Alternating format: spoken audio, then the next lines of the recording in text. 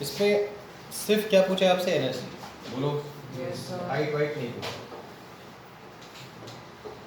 ठीक है।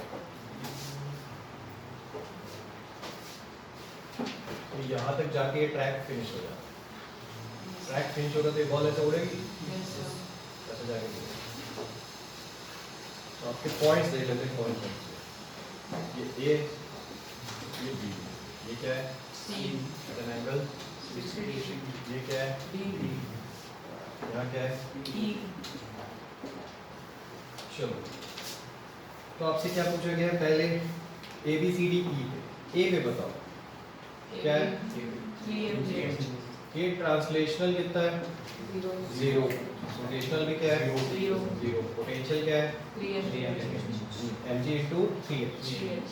बिकॉज ये हाइट गिवन है 3h। ये सॉल्व Yes. करेक्ट।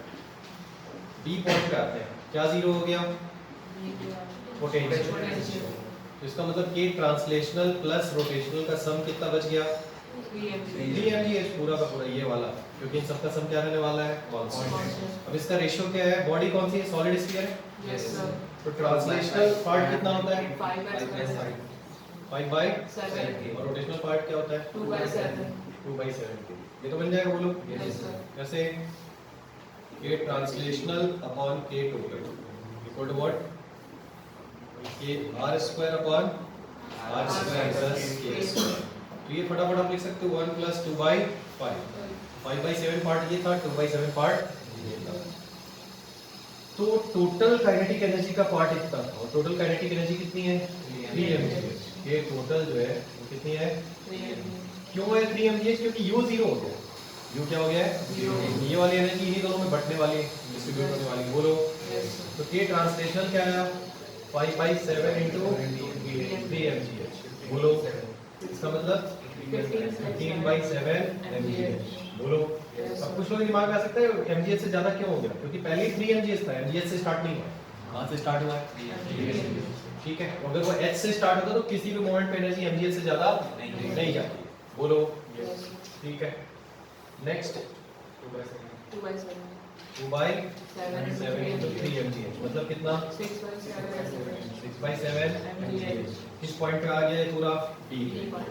C पे क्या करना है, पोटेंशियल आ गया mgh, क्या आ गया बोलो, mgh. स्मूथ है या रफ है, Smooth है. स्मूथ है। तो इसका मतलब एक चीज तो कांस्टेंट हो गई, क्या, Rotation. रोटेशनल वाली, क्योंकि किसी फोर्स की औकात नहीं है कि क्या कर दे, मतलब उसका रोटेशन रोटेशन को रोक दे, मतलब वो मरते दम तक रोटेट करे, बोलो। Yes, sir. ठीक है, तो k रोटेशन क्या है, 6/7 mgh है, बोलो। Yes, sir.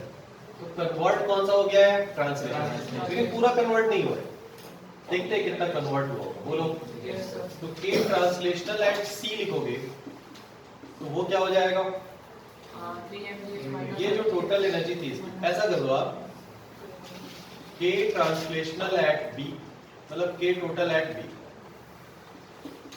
Equal to k translational at c plus rotational वाला तो कितना 6 mgh, और पोटेंशियल वाला कितना mgh। k टोटल कितना था 3 mgh, 3 mgh था ना। Yes, sir. तो यहाँ से आपका k ट्रांसलेशनल एट c आ गया, ठीक है। क्या होगा, इसमें से माइनस कितना 6/7 minus mgh, k translational at c क्या आ गया, 3 minus 6/7 minus 8 mgh. 8 by 7 mgh. पक्का Yes. 8/7 mgh. mgh। अब यहाँ से ये उड़ गया ऊपर, बोलो। Yes, sir. प्रोजेक्टाइल मोशन में तो अब जाएगा तो डी पॉइंट पे क्या होगा, ये एंगल 60 डिग्री है, तो आपको पता है अगर यहाँ v है ना, तो यहाँ क्या बचता है, v cos 60 बचता है, बोलो। Yes, sir. मतलब d पे जो काइनेटिक एनर्जी होगी वो हाफ m vc का cos 60 कंपोनेंट का होल स्क्वायर होगी, मतलब हाफ m vc स्क्वायर का 1/4 हो जाएगी, बोलो। Yes, sir. मतलब वहां पे जो ट्रांसलेशनल एनर्जी थी, बताओ d पे ट्रांसलेशनल कितनी बच जाएगी, उसका 1/4, कितना 1/4। तो c पे कितनी थी 8/7, उसका 1/4 क्या हो जाएगा बोलो, 2/7 क्या हो जाएगा बोलो। 2 by 7. तो ये आ गया ट्रांसलेशनल, थोड़ा इजीली आ गया। क्यों आ गया? क्योंकि हमको पता था कोई हाइट वाइट निकालने की जरूरत नहीं है। क्यों नहीं है भाई? क्योंकि हमको ये पता है कि स्पीड cos थीटा टाइम्स हो गई है, तो काइनेटिक एनर्जी कितने टाइम्स हो जाएगी? 1/4 टाइम हो जाएगी। नहीं तो फिर हाइट का फॉर्मूला लगाते रहोगे, फिर इस mgh में उसको ऐड करते रहोगे, लेंदी हो जाएगा। बोलो ठीक है। तो इसमें अननेसेसरी कई बार स्पीड के कैलकुलेशन, हाइट के कैलकुलेशन से आपको बचना है, सिर्फ एनर्जी का कैलकुलेशन करना है। बोलो रोटेशनल का क्या होगा? रोटेशनल अभी तो बताया कि मरते दर तक यही रहेगा। क्या? क्योंकि mg तो कम कर ही नहीं सकती, हवा में उड़ रहा है। बोलो 6/7 और पोटेंशियल कितना? अब बता पोटेंशियल कैसे निकालेंगे?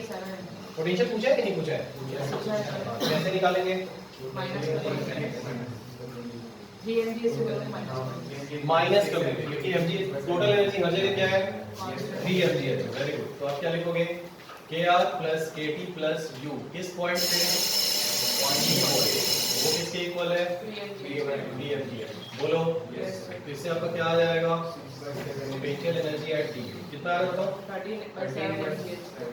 पक्का 3 में से ये दोनों माइनस कर देना ना आपको, 8/6। ठीक है, ठीक है। तो ई पॉइंट पे अब क्या होगा? अगेन रोटेशनल सेम रहेगा, पोटेंशियल क्या हो जाएगा? 0। तो फिर क्या निकाल दोगे आप? ट्रांसलेशन। तो उतना तो कर सकते हो आप। बोलो मजा आया कि नहीं आया? कि इसमें बिना हाइट वाइट निकाले, ठीक है, बिना इक्वेशन ऑफ मोशन निकाले आप कर सकते हो। बट सबसे पहला पॉइंट क्लियर करना जरूरी क्या है? That throughout the motion total energy will नहीं, friction is not zero, friction तो है। Throughout the motion total energy will remain conserve, total energy will remain although friction is active. Why? Because friction is static. Friction is static. तो उसका work done क्या होगा? 0।